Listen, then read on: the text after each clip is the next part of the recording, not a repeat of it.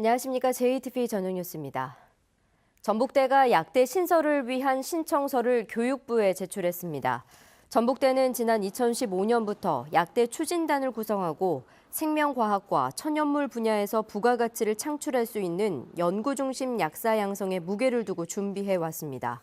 한편 교육부는 지난해 약대 정원 60명을 2개 내외의 비수도권 대학에 배정하겠다는 계획을 발표했습니다.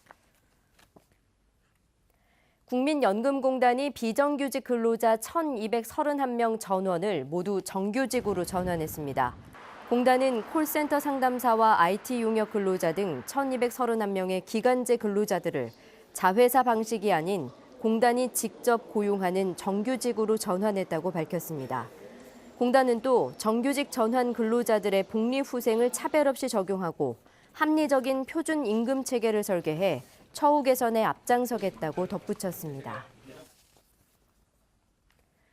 도내 주요 정당들이 새해를 맞아 잇따라 신년 인사회를 갖고 총선 승리를 다짐할 계획입니다. 민주평화당은 지도부와 전체 의원들이 광주 5.18 묘역 참배와 기자회견에 이어 전통시장을 찾아서 새해 인사와 함께 당에 대한 지지를 호소했습니다. 또 더불어민주당 전북도당은 내일 전주에서 당원 500여 명이 참석한 가운데 신년 인사회를 개최하며 정의당은 오는 5일과 6일 1박 2일 일정으로 워크숍을 진행하고 바른미래당은 8일 신년 인사회를 개최할 예정입니다. 전주시가 드론 제조업과 유통산업 육성을 본격적으로 시작합니다. 전주시는 새해 드론 스타트업 기업을 위한 드론 기업 지원 허브 구축 연구를 실시하고 드론 산업 국제 박람회를 개최합니다.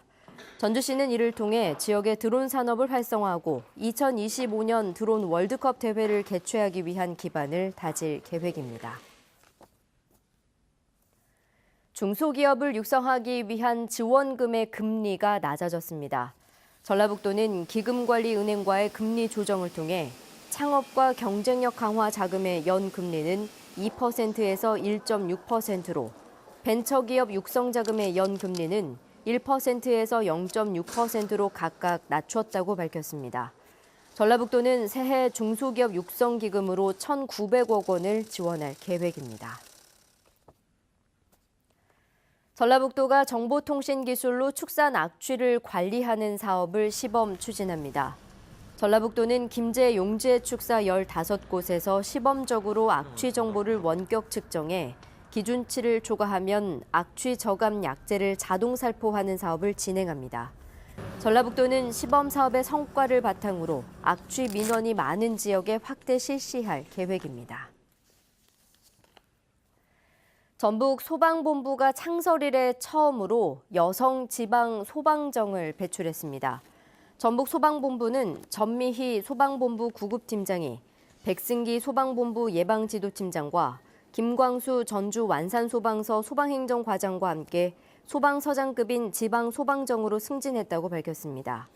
전미희 구급팀장은 1985년 소방사로 임용된 이후 화재 진압과 구조 구급 등 실무 경험을 두루 갖췄다는 평을 얻었습니다.